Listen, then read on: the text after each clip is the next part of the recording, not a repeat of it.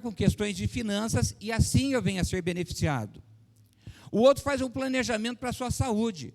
Vou estabelecer um padrão de alimentação que satisfaça a minha vida, mas também que me promova saúde. Porque no ano passado eu dei uma relaxada na alimentação.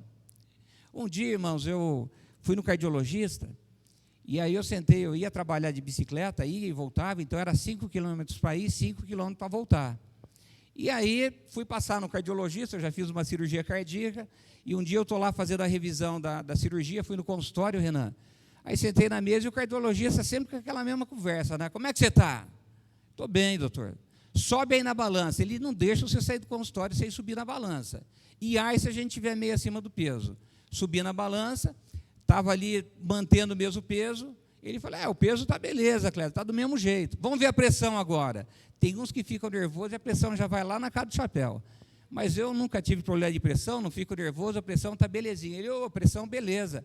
E aí, Clédio, continua a atividade física? Continuo.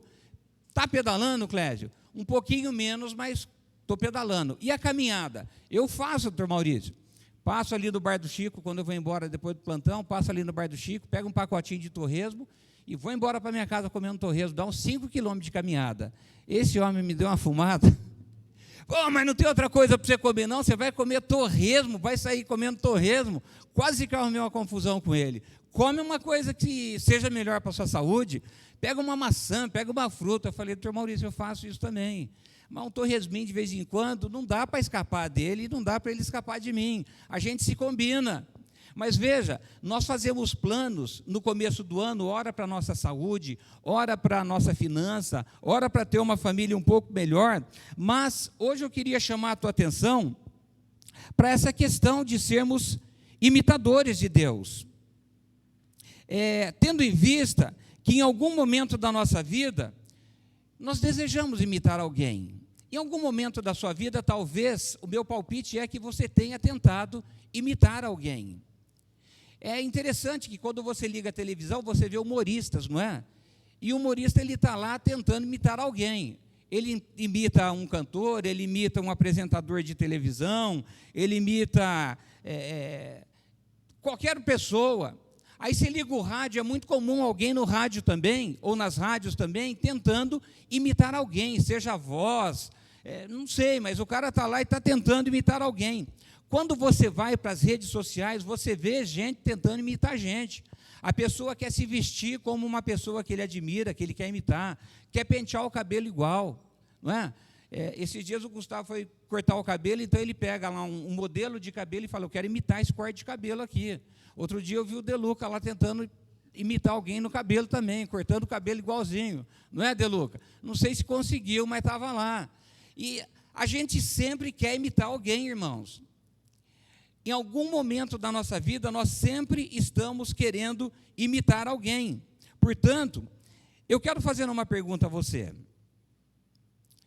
Nos dias de hoje, se eu perguntasse para você quem você gostaria de imitar, qual seria a sua resposta? Qual seria? Porque eu diria que não é tão ruim você querer imitar alguém. Não é tão ruim. Eu diria que se você fizer a escolha certa, é até bom que você imite alguém, que você olhe para alguém, essa pessoa seja um sinônimo de espelho para você, seja uma motivação para a sua vida, seja alguém que te chame a atenção e que possa te persuadir a fazer algo que leve para a sua vida benefícios. A verdade é que dentro do nosso contexto de cristãos evangélicos, eu queria aprofundar um pouco mais essa pergunta. E eu queria perguntar para você, quem você imitaria quando você olha para esse contexto de cristãos evangélicos? Aí então, abre aspas, tem gente que fala, não dá para imitar muita gente dentro do nosso contexto de cristãos evangélicos. E hoje não é muito difícil você conversar com as pessoas, e as pessoas se alicerçar ou usar algumas muletas como desculpas e dizer assim, então, É meio complicado a gente enfrentar as demandas do dia a dia, o pecado e de tantas ofertas que o mundo faz, porque, poxa, afinal de contas, eu sou de carne também. Então, eu sou pecador, eu sou pecadora. Mas eu queria dizer para você que esse discurso que muitas vezes nós ouvimos, ou até nós falamos, ele precisa ser mudado da nossa vida. Não dá para a gente falar com o peito cheio, com a boca prazerosa, que nós somos pecadores, que nós somos pecadoras, e que nós somos de carne, que nós somos de ossos, portanto, nós somos limitados, e por isso é que nós pecamos. Não dá. Nós precisamos mudar um pouco o contexto dessa afirmação que muitas vezes ouvimos, ou até mesmo falamos, para um outro tipo de comportamento e um outro tipo de contexto, entendendo que nós podemos levar uma vida sem pecar. E o pecado, ele passa a ser um acidente na nossa vida. Um acidente. Você está andando, de repente você leva um tropeção e cai, ou você leva um tropeção e se machuca, sai catando cavaco. Um dia eu tinha acabado de trocar a lente do óculos, e eu saí com óculos novo na Barão de Itapura, e estou andando na Barão de Itapura, e de repente a guia tinha um desnível assim, gente, na hora que eu pisei assim, achei que era para cima e era para baixo, eu fiz assim, o pé foi lá embaixo, aí eu saí, já tinha uma árvore na frente, quase que eu abracei aquela árvore. Então são acidentes que acontecem nas nossas vidas, e o pecado, ele deve ser como se fosse um acidente na nossa vida, mas não dá para a gente continuar, ora ouvindo ou ora falando, que porque nós somos limitados e porque nós somos de carne, então por isso nós pecamos, e fazer disso quase que uma prática da nossa vida. Aí você fala, voltando para essa questão de ser imitador e imitar alguém dentro do nosso contexto de cristãos evangélicos. É possível ainda, é possível.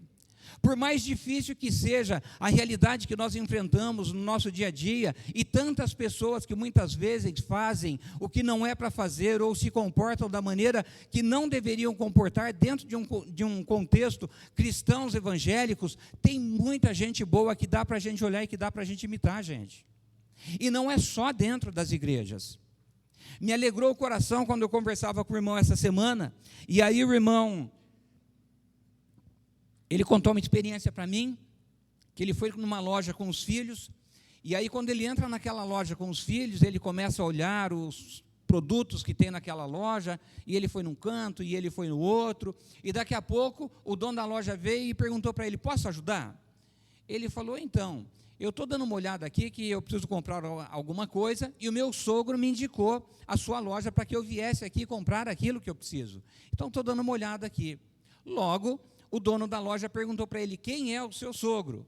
E quando ele disse o nome do sogro dele para aquele dono da loja, o dono da loja respondeu, é o velhinho, que é uma maneira íntima deles, da amizade deles se comunicarem ali, da relação de amizade que eles têm. Ele falou, é ele mesmo. Ele falou, é o seguinte, você pode pegar o que você quiser aqui, não precisa nem marcar, não se preocupa com nada, escolha o que você quer escolher. Se você tiver dinheiro para pagar agora, você paga. Se você não tiver dinheiro para pagar agora, volta depois, não precisa passar cartão, não precisa fazer Pix, não precisa marcar na caderneta, não precisa de nada. Vai e você só me fala quando vai pagar, se não puder pagar agora. Os filhos dele estavam do lado, os meninos já que entendem, olhou para o pai assim e falou, pai, eu vou estar com essa moral, está com essa bola toda? Ele falou, pois é. Aí ele usou o exemplo e falou, você está vendo? Olha como é que é bom a gente andar certinho. Olha como é que é bom a gente ter um tipo de postura aprovada diante dos olhos dos homens.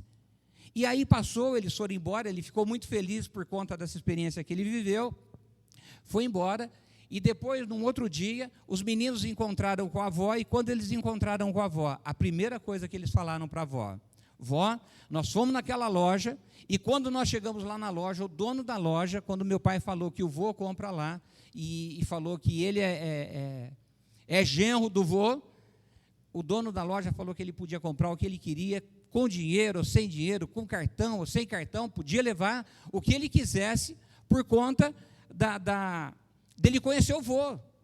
Então aquilo foi tão marcante para aqueles meninos, gente, mas tão marcante, que os meninos aprenderam como é que é possível ainda nos dias de hoje nós fazermos a diferença. Irmãos, os dias são difíceis, estão difíceis. E eu imagino, dentro de uma perspectiva bíblica, que esses dias eles ainda podem piorar. Podem piorar.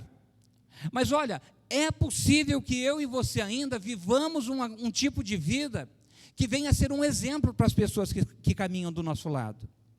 É possível que eu e você sejamos conhecidos pelo nosso palavreado, pela nossa vestimenta, pela nossa maneira de pensar, pela nossa maneira de agir e de reagir, pelo nosso tipo de comportamento, pelas nossas ações. É possível nós fazermos a diferença. E é interessante que a palavra de Deus, quando o evangelista Mateus registra, ele diz que nós fomos chamados para sermos como o sal e como a luz. Nós precisamos fazer a diferença. Onde quer que nós estivermos, no meio de quem for, nós precisamos ser e fazer a diferença. Nós não podemos mais concordar com os dias difíceis, com corrupção que acontece, com coisas ruins, com violência, com tantas coisas ruins que surgem diante dos nossos olhos, com noticiário de televisão que você assiste e fala, olha como o dia está difícil, olha como as famílias estão se diluindo, estão se desfazendo, olha como as pessoas já não mais estão sendo compromissadas, olha como as pessoas já não honram mais os seus nomes, olha como as pessoas já não conseguem mais se relacionar de uma maneira pacífica uma com a outra. Quando uma fala de lá e a outra entende meio de atravessado de cá, e o negócio começa a ferver, e o clima começa a esquentar, a situação já fica difícil, há uma perca de controle, e tudo começa a tomar um rumo vergonhoso. E a ideia é que quando nós falamos de imitadores,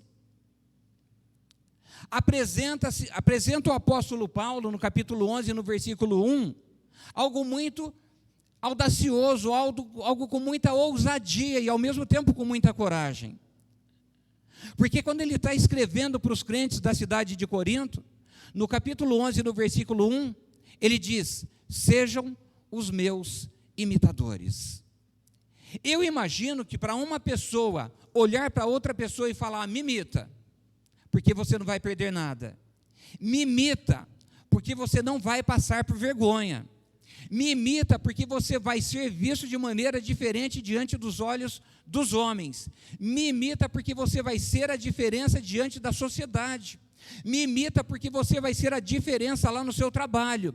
Me imita, porque as pessoas olharão você como raridade, ainda que seja como raridade, mas olharão para você e verão algo acontecer de diferente, algo que está acontecendo diferente na sua vida. E as pessoas olharão para você de uma maneira diferente, com o desejo de te imitar. E por que o Paulo, com essa coragem, com essa ousadia, ele diz, sejam os meus imitadores? Porque ele olha para Cristo e ele imita Cristo. Veja, irmãos, que quando ele diz, sejam imitadores, logo, se ele faz tal convite, ele afirma ser imitador de Cristo, ele demonstra que isso é possível nos dias de hoje também. Não é só naquela época, porque talvez naquela época existiam as dificuldades, diferenças, dias difíceis também naquela época, talvez por motivos diferentes dos nossos. Hoje nós estamos vivendo um tempo diferente do apóstolo Paulo, mas ainda ele mostra que é possível nós sermos imitadores de Cristo. Mas muito mais do que isso, é possível nós termos um comportamento tão diferente, mas tão diferente, e termos a coragem de olhar para as pessoas e falar para as pessoas, você pode ser o meu imitador, você pode ser a minha imitadora. Isso não quer dizer que você vai se colocar como o bonzão diante das pessoas. Isso não quer dizer que você vai se colocar diante das pessoas como o melhor de todos, como orgulhoso, como eu sou a diferença, como eu sou o bom, como eu sou diferente de todos, e o resto é tudo inferior a mim. Não é isso, longe disso. Mas quando o apóstolo Paulo, ele afirma que ele é um imitador de Cristo e ele nos incentiva a sermos o seu imitador, ele fala isso no espírito de humildade. Ele não faz isso com o desejo de se engrandecer. Ele não faz isso com o desejo de menosprezar as outras pessoas. Ele não faz isso simplesmente para dizer que ele é melhor do que um ou que ele é melhor do que outro. Mas ele faz isso para dizer que é possível nós sermos a diferença e nós fazermos a diferença ainda nos dias como os dias de hoje.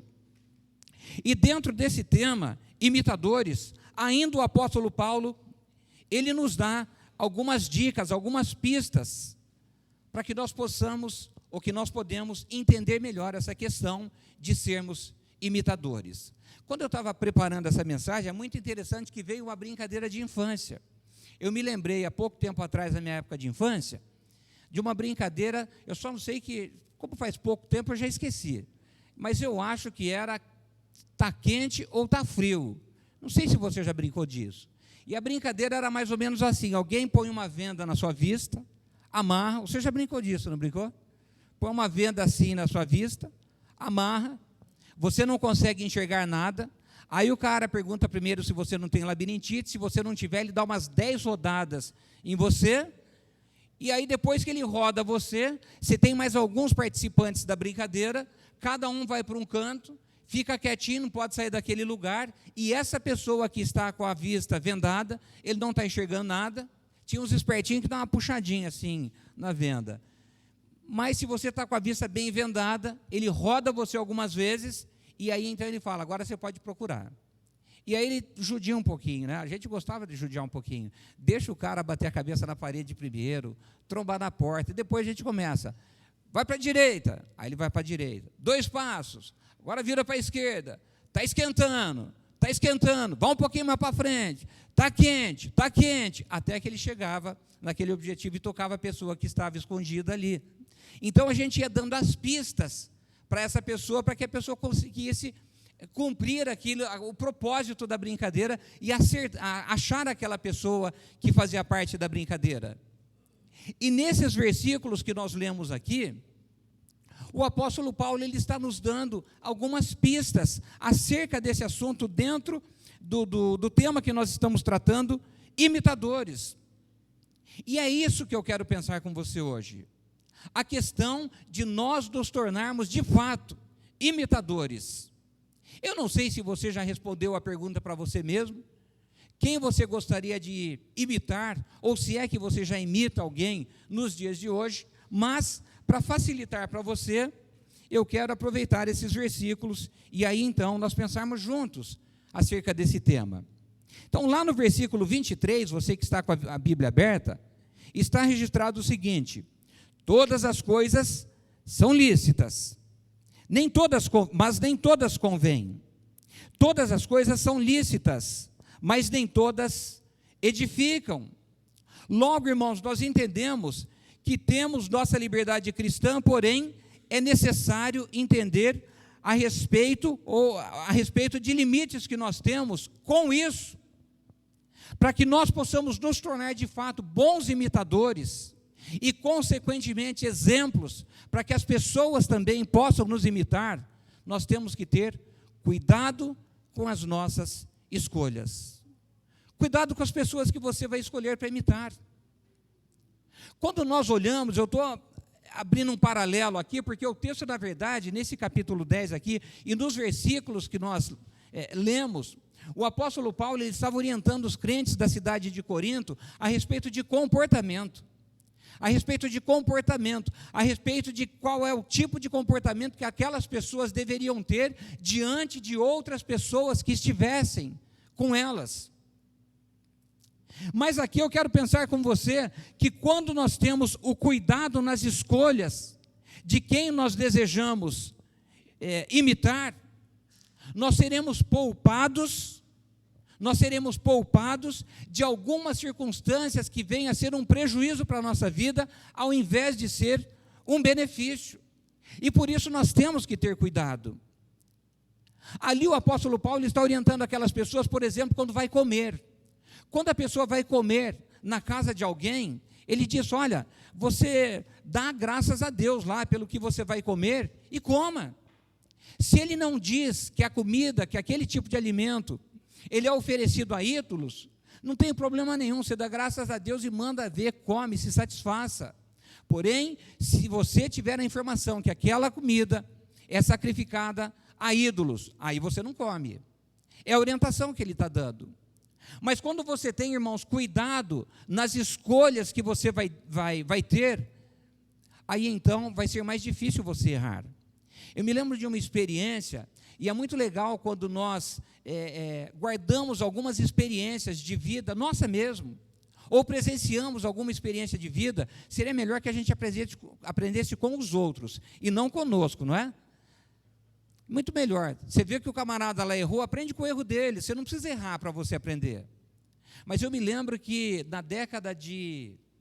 acho que na década de 90, eu e a Débora éramos ainda namorados, e teve um feriado de Sexta-feira Santa, que era a Sexta-feira Maior, onde popularmente o pessoal chama, né? E qual que é o costume católico, ou de algumas outras pessoas, de não comer carne vermelha nesse dia de Sexta-feira Santa, ou Sexta-feira Maior, como o povo chama aí. E aí nós trabalhamos durante até meio-dia, 1h, interrompemos o nosso trabalho, e aí nós fomos almoçar. E aqui na cidade de Campinas tinha um lugar, nem sei por que fechou, o negócio era tão bom, gente, mas tão bom, chamava Porcadinha, Boiadinha e Peixadinha. Gosta de comer carne de porco? Tinha carne de porco lá. Não gosta de carne de porco, pastor? Tinha carne vermelha. Não gosta de carne vermelha, tinha carne de peixe. Tinha um peixe para você comer. Então tinha para você se satisfazer de alguma forma, você não sairia daquele lugar com fome. E aí fui eu e a Débora naquele restaurante para comer. O restaurante estava cheio naquela sexta-feira. Achamos uma mesinha lá quase que no centro de todo o povo que estava sentado lá, nós sentamos, e eles serviam uma carne lá muito boa. Eu sempre gostei muito de comer carne de porco, mas comi uma carne vermelha que eles tinham lá, carne muito boa, e nós pedimos a carne vermelha, mas sem intenção nenhuma nem estava se ligando que era Sexta-feira Maior ou Sexta-feira Santa, e a maioria das pessoas tem aquele negócio de não comer carne vermelha, e nós sentamos ali e falou: manda para nós aí a fraldinha, e o cara foi lá, preparou, daqui a pouco ele chega com aquela peça de carne, acho que era uma pedra de tábua de pedra, acho que era isso, né? E quando ele colocou na nossa mesa, gente, todo mundo que estava ao nosso redor, parece que eles combinaram e fizeram assim, e levaram os olhos para a nossa mesa. Aí eu olhei para a Débora, ela olhou para mim e falei: eu acho que nós fizemos alguma coisa aqui que está meio esquisita, está estranho, porque todo mundo está olhando para nós. Aí que eu fui me tocar, Sexta-feira Santa, Sexta-feira Maior, tem um monte de gente que não come carne, porque eles acham que é desrespeito comer carne vermelha nesse dia, embora nós não tenhamos esse problema, mas nós deveríamos respeitar essas pessoas que estão aqui. Se é um dia que nós sabemos que a maioria das pessoas não comem carne vermelha, e se ali tem peixe, e nós gostamos de peixe, por que nós não pedimos o peixe? Por que você tem que pedir justamente a carne vermelha, sabendo que você está num ambiente que você pode, de repente, até ofender as pessoas, provocar as pessoas, insultar as pessoas? E é isso que o apóstolo Paulo está dizendo. Irmão, se você vai fazer alguma coisa que você sabe que você insultaria alguém, que você provocaria alguém, se você sabe que a pessoa defende um determinado tipo de crença, ou tem qualquer tipo de pensamento, por que é que você vai fazer algo contrário simplesmente para provocar aquela pessoa, para desrespeitar aquela pessoa? Não faça isso. É isso que ele estava falando para aqueles irmãos. E naquele dia eu fiquei tão envergonhado, mas tão envergonhado, que aquela carne, imediatamente ela se tornou quadrada, irmãos. Eu olhava para a carne e eu via a peça de carne, mas quando eu pus na boca ela se tornou quadrada, não descia na minha garganta. Tenta comer alguma coisa quadrada para ver se passa na garganta. Não passa. Ela enrosca, dói, machuca, não faz digestão. Você quase que tem que chamar o bombeiro depois, porque você engasga para te desengasgar ali. E eu não consegui sentir o sabor daquela carne. Paguei porque tinha que pagar. Comi porque para não passar vergonha também, não deixar a carne ali. Falei: também tem que comer agora, né? Mas eu saí dali muito mal, envergonhado. E aquilo marcou tanto, na década de 90, veja bem, fazem mais de 2 décadas isso. E eu não me esqueci dessa experiência, porque eu não precisaria ter feito aquilo. Eu precisaria estar mais atento, e às vezes por conta da falta de atenção da minha parte, às vezes por falta de atenção da sua parte, nós acabamos ofendendo as pessoas que estão ao nosso convívio. E o que o Paulo está dizendo é o seguinte: você quer ser o meu imitador? Seja o meu imitador. Então aprenda a fazer as escolhas certas. Aprenda a fazer as escolhas corretas. Tenha cuidado na hora de você escolher algo. Veja que antes da conversão de Paulo, irmãos, ele era um homem bravo, ele era um homem perseguidor da igreja, ele era um homem terrível, ele era um homem cheio de maldade. Mas depois que o apóstolo Paulo, ele se converte, ele tem a sua vida completamente mudada, ele passa a entender as coisas de maneira diferente, mas consequentemente ele passa a proceder de maneira diferente. É isso que a conversão faz na vida do homem, e é isso que a conversão faz na vida da mulher, que haja mudança. Porque se uma pessoa diz que se converteu, mas se essa pessoa não tem na prática as mudanças de vidas que é necessária, que é esperada, que é devida, não houve de fato conversão. Não houve de fato aquilo que deveria ter acontecido. Não aconteceu de fato aquilo que deveria ter acontecido. Portanto, cuidado nas suas escolhas. Quando nós olhamos, quando ele diz aqui no versículo 23, né? Todas as coisas são lícitas, mas nem todas convêm. Todas as coisas são lícitas, mas nem todas edificam. Quando nós vamos procurar o significado da palavra lícita, é o mesmo que aquilo que é permitido ou aquilo que é admissível, ou seja, aquilo que nós podemos fazer, aquilo que nós temos a liberdade de fazer. Mas veja, você tem aqui no nosso país, ou melhor, nós temos aqui no nosso país a bebida alcoólica, que não é proibição diante da lei. Só que nós não temos a prática de bebida, ou melhor, de beber. Mas é lícito, pode, porque não é proibido por lei. Mas convém você fazer isso? Você tem o cigarro aqui no nosso país, que embora o negócio é tão viciante, mas tão viciante, eu acho que além dele viciar a pessoa, ele cega a pessoa também. Porque eu não sei se você já viu, mas quando você pega um maço de cigarro, vem uma caveira no maço de cigarro. Vem ou não vem, gente? Vem um cara sem garganta, vem um outro sem pulmão, com uns buracos. O cara é tudo deformado, é bicho do outro mundo. Aquilo que eles põem ali não é desse mundo, é do outro mundo, é bicho do outro mundo. E você vê aquela caveira no maço de cigarro ali. Mas o indivíduo ainda compra um maço de cigarro com a caveira. Ele leva e ele fuma, para um dia ele virar uma caveira também. E talvez a foto dele lá no maço de cigarro. Diante da lei, o cigarro é liberal.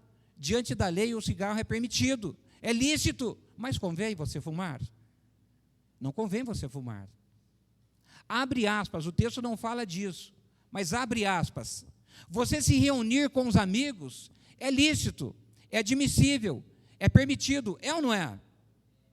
Mas quando você percebe que o assunto começa a pender para um lado, de uma conversa que não tem que ter, aí começa a surgir nome de pessoas, e surge o nome de um, e surge o nome do outro, e você percebe que nomes são citados, e daqui a pouco a pessoa nem está junto com você ali, mas naquele contexto, o nome da pessoa está sendo ali, e daí diz o ditado, a orelha da pessoa, lá onde ela está, começa a queimar, a orelha esquerda, né? Começa a queimar, porque tem alguém falando daquela pessoa. É lícito isso? Você se reunir com os amigos, com os irmãos? É lícito. É permitido? É permitido. Mas convém você falar de vida alheia? Não convém. Então, irmãos, o apóstolo Paulo ele está dizendo o seguinte: irmãos, lá para a cidade de Corinto, para irmãos de Corinto, ele escreve para crente, e ele diz, olha, tenham cuidado com as escolhas que vocês fazem, porque muitas coisas é permitida, muitas coisas é admissível, mas nem tudo convém. Ele diz que ninguém, ou melhor, ele diz no finalzinho do versículo 23, todas as coisas são lícitas, mas nem todas as coisas edificam. Ou seja, nem tudo que você escolher, se você escolher de maneira errada, vai ser motivo de edificar a sua vida, ou de edificar as pessoas que estão ao seu redor. Então, a primeira dica que o apóstolo Paulo dá, a primeira pista que o apóstolo Paulo dá, tenham cuidado com as suas escolhas, quando nós falamos desse assunto de ser imitador. Olha para mim, olha o tipo de comportamento que eu tenho, olha os tipos de escolhas que eu faço, olha o meu proceder durante a minha caminhada, como é que é. Veja-me diante das pessoas, olhe para mim nos momentos de conflito, veja como eu reajo naquele momento que eu estou sendo acusado. Qual tem sido a minha reação dentro dessas realidades, onde eu estou sendo ofendido, onde eu estou sendo menosprezado, onde eu estou sendo espancado, onde eu estou sendo agredido pelas pessoas. Qual tem sido o meu comportamento? Olhe para mim e me imitem.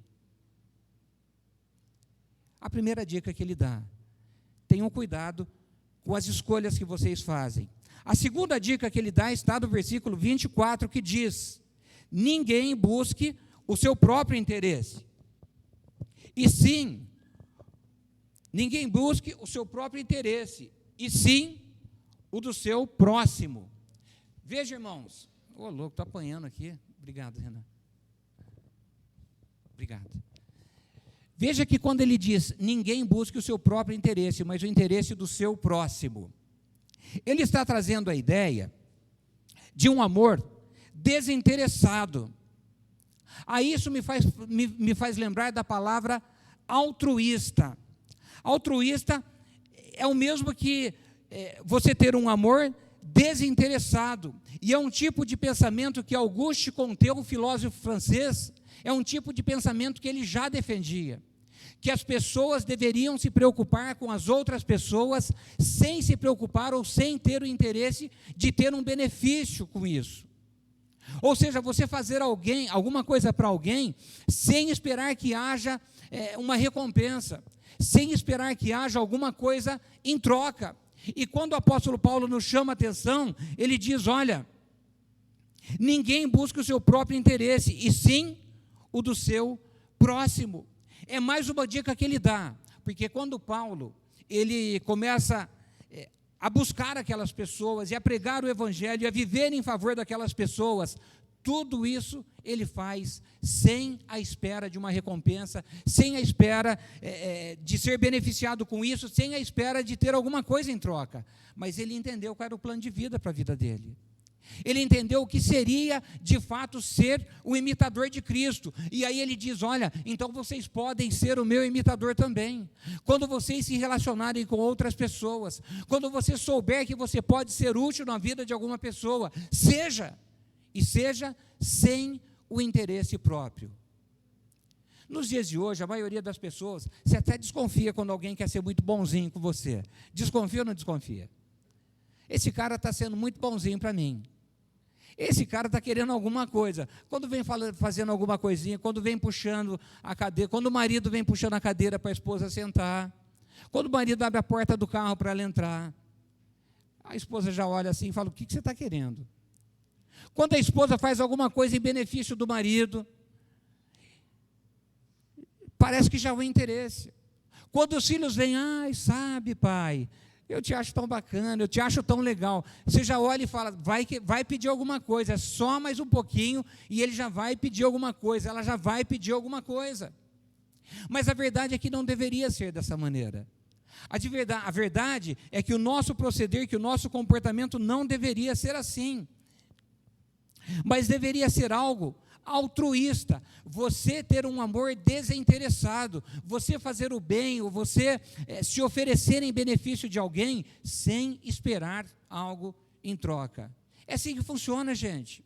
Isso faz parte da gentileza e isso é bíblico.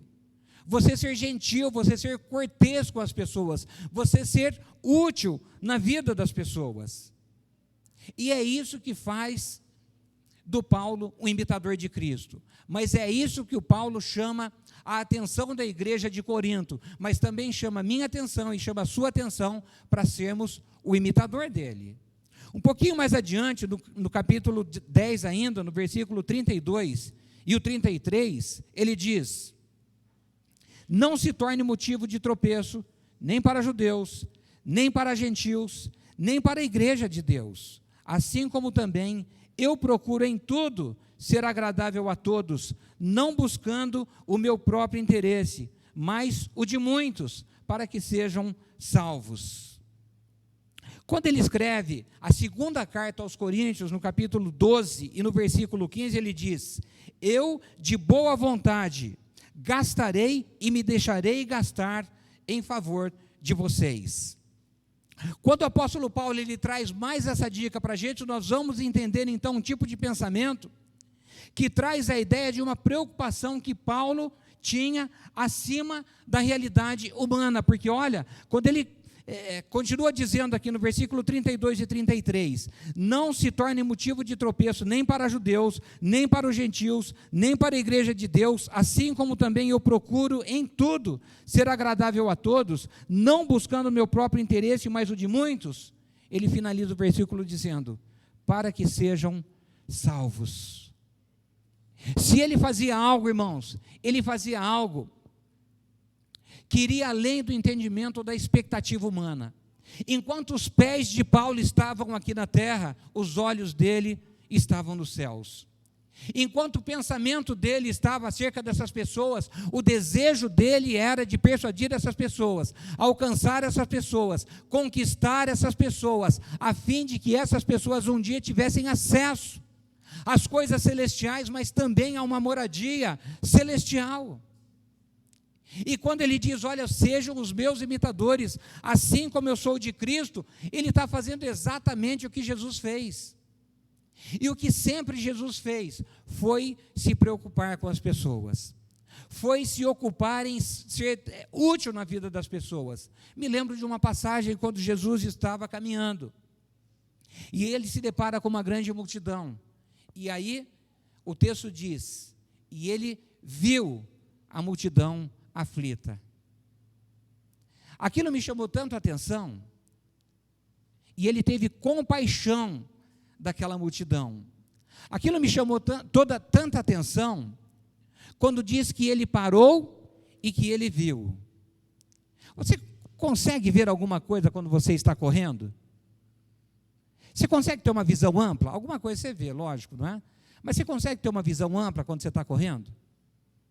Irmãos, para você ver alguma coisa com profundidade, para você conseguir enxergar algo que é digno de ser enxergado, você precisa parar. Você precisa olhar com atenção. E você precisa valorizar aquilo que você está olhando, que você está vendo. Porque nessa vida agitada e corrida que eu e você temos, nós não conseguimos ver as coisas que nós deveríamos ver. Nós não conseguimos ver as coisas que deveriam ser vistas. Não conseguimos ver, porque é tudo muito agitado, é tudo muito veloz, é tudo muito rápido. E aí então a gente não para ver, irmãos. E a gente só vai conseguir ver alguma necessidade, a gente só vai conseguir ver alguma coisa que precisa da nossa ajuda, do nosso empenho, da nossa assistência, à medida que nós paramos com calma. E quando nós olhamos. Eu estava uma vez no bosque, eu, a Débora e os meninos, a Gabriela e o Gustavo eram pequenos, e aí nós estávamos descendo na rua principal do bosque, e eu vi um indivíduo deitado no banco que tem lá no bosque, sabe aquele banco de cimento, que faz assim, né? E o cara estava deitado no banco e um monte de gente em volta. E você já viu, né? Quando tem alguma coisa acontecendo, para um, o segundo para. Se parou o segundo, o terceiro para. Se parou o terceiro, vem o quarto. E vem o quinto, daqui a pouco tem uma roda. Você já viu isso na 13 de maio ou não? É só uns 4, 5 parar em volta de alguma coisa ali, daqui a pouco tem uma roda de gente em volta para saber o que está acontecendo. Todo mundo curioso, está ali olhando. E quando nós passamos, eu vi e continuamos caminhando, só que daí eu parei. E daí eu olhei com atenção. Quando eu parei e olhei com atenção, eu pude ver ouvir as pessoas primeiro dizendo, está tendo uma crise convulsiva. E outro falou, epilepsia, está tendo um ataque epilético. E outro falou, ele deve estar com alguma coisa esquisita aí, porque ele está pulando no banco. E quando eu olhei para aquilo, literalmente eu vi que aquele moço ele estava possesso de um espírito demoníaco. Mas eu só consegui ver isso quando eu parei, eu olhei com atenção e eu vi de fato, aí eu pude ver de fato o que estava acontecendo com aquele moço. Se eu tivesse passado rapidamente por ele, eu teria dado uma olhada e teria continuado. E não teria visto aquilo que eu parei e eu consegui ver. E enquanto as pessoas estavam, chama o SAMU, o outro falou, chama o bombeiro, o outro falou, chama não sei quem. Enquanto eles estavam pensando em chamar e desesperados daquela situação, eu pude ver a situação miserável de uma pessoa sendo terrivelmente acometida pela possessão de um espírito demoníaco. E a gente só vai conseguir ver as necessidades das pessoas à medida que nós paramos e que nós olhamos para os olhos das pessoas. Quando de fato nós olharmos com interesse para a vida das pessoas, nós vamos conseguir ver se há de fato alguma necessidade ali ou não. Gente, quando você para e olha de fato, e você consegue ver o semblante da pessoa, inevitavelmente você vai conseguir fazer um diagnóstico, se está tudo bem com aquela pessoa, se tem alguma coisa de errado. Quantas vezes eu não olhei para as pessoas e só de perguntar, está tudo bem com você? A pessoa se derramou em pranto e começou a chorar. As pessoas estão sofrendo no dia de hoje. As pessoas estão precisando de ajuda no dia de hoje. As pessoas estão precisando de auxílio, de amparo nos dias de hoje. E você sabe quem que pode ajudar, quem pode amparar, quem pode assistir essas pessoas, quem tem uma palavra de esperança ou talvez levar a solução para a vida dessas pessoas? É a igreja de Cristo Jesus. Sou eu e você. Nós é que podemos levar a diferença para a vida dessas pessoas. Nós é que podemos levar uma resposta para algumas pessoas que precisam de algumas respostas. Nós é que podemos levar algumas soluções para a vida das pessoas que precisam de alguma solução em benefício da sua vida. Irmãos, e quantas pessoas não estão à beira do suicídio? Quantas pessoas não estão precisando de amparo? Quantas pessoas não estão precisando de ajuda? Muitas vezes trabalhando, operando a máquina do nosso lado, sentado na cadeira ao nosso lado. Ou se fosse na época que eu estudava, que sentava duas pessoas da mesma carteira da escola, às vezes o indivíduo está sentado do seu lado, e a gente não consegue enxergar a necessidade que aquela pessoa está tendo. E tudo que o apóstolo Paulo está dizendo, pare, olhe para mim, olhe como eu me preocupo com as pessoas, olhe como eu olho para as pessoas sem interesse, olhe como eu me preocupo com essas pessoas, assim como também eu procuro em tudo ser agradável a todos, buscando, não o meu próprio interesse, mas o de muitos. Por que tudo isso? A fim de que essas pessoas venham ser salvas, a fim de que essas pessoas venham ser salvas. E é isso que Jesus fazia. Ele olhava para a multidão, ele assistia aquela multidão, ele entendia aquela multidão. Quando ele parava, quando ele olhava, ele conseguia entender aquela multidão. E quando Paulo olha para Jesus, ele quer reproduzir um comportamento semelhante ao comportamento de Jesus, e ele se coloca como um imitador de Cristo. E aí ele olha para mim e para você e diz o que ele estava dizendo para a igreja de Corinto: sejam os meus imitadores, porque eu sou um imitador de Cristo. E aí então vocês farão a diferença. Aí eu volto a pergunta para você: o que eu e você, ou quem que eu e você estamos imitando nos dias de hoje? Sabe, pastor, eu estou imitando aquele camarada que tem um vocabulário muito rico. Ele tem umas palavras assim que eu preciso anotar a palavra, e depois eu preciso chegar em casa e eu preciso procurar no dicionário, porque eu não sou capaz de entender o que ele falou, porque aquela palavra é muito bonita, aquela palavra é difícil, e eu não consigo entender o vocabulário desse cara, então eu preciso fazer a anotação dessa palavra, de tão bonito que ele fala, tão difícil que ele fala, ele é tão eloquente, o cara é muito inteligente, ele é um gênio, e eu quero ser igual a ele. Mas às vezes o indivíduo, ele é tão frio, mas ele é tão frio, mas ele é tão frio, que ele não consegue se comover ao ver a necessidade de uma pessoa, ao ver uma senhora que de repente precisa de uma ajuda para atravessar uma rua, a poder de repente abrir a tampa do porta-mala de um carro, quando ele vê que a pessoa está com as duas mãos cheias de sacola, e teria que colocar as sacolas no chão para poder erguer, abrir o porta-mala do seu carro. Ou ser gentil com a sua própria esposa, com o seu próprio esposo, com o seu filho, ou com o seu pai. E tudo que ele está dizendo: sejam os meus imitadores, pois é possível nos dias de hoje você fazer a diferença, e você ser a diferença em meio à sociedade que você está vivendo. E por fim, para concluir, ele diz no versículo 1 do capítulo 11: sejam meus imitadores, como também eu sou de Cristo. Irmãos, hoje, o convite que o apóstolo Paulo faz para mim e para você é o mesmo convite, não é diferente do convite que ele fez para aqueles irmãos da cidade de Corinto. É o convite para que você possa olhar para alguém, se espelhar em alguém, tendo cuidado de escolher, tendo o cuidado de você olhar para a pessoa que você vai escolher, fazendo a escolha certa, se preocupando com aquela pessoa e se preparando para ser de fato um imitador dele, assim como ele é de Cristo, e você fazer a diferença. Eu e você podemos fazer a diferença nos dias de hoje. Eu e você podemos ser a diferença nos dias de hoje. Ainda que os dias sejam difíceis, ainda que as pessoas estejam frias nos dias de hoje, há uma perspectiva bíblica que diz que no final dos tempos o amor de quase todos esfriaria, mas não está escrito que o amor de todos esfriaria. E a minha expectativa, a minha mensagem, a minha esperança é que essa palavra seja para mim e para você algo que venha provocar em você aquilo que você não esteja incluído nesse quase todos, que eu não esteja incluído nesse quase todos, os quais estejam se esfriando no mundo de tanta frieza.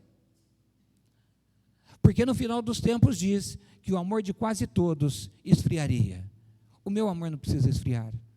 O seu amor não precisa esfriar. Nós não precisamos ser como a maioria das pessoas, mas nós precisamos ser diferentes e fazer a diferença no convívio onde nós estivermos. Seja qual for o lugar, pode ser na relação com uma pessoa, ou pode ser na relação coletivamente com inúmeras pessoas. Eu e você podemos ser a diferença e fazer a diferença. Amém? Será que eu posso orar com você? Você pode se colocar em pé? O tempo vai continuar passando, irmãos. Você tem algum louvor? Tem? O tempo vai passando.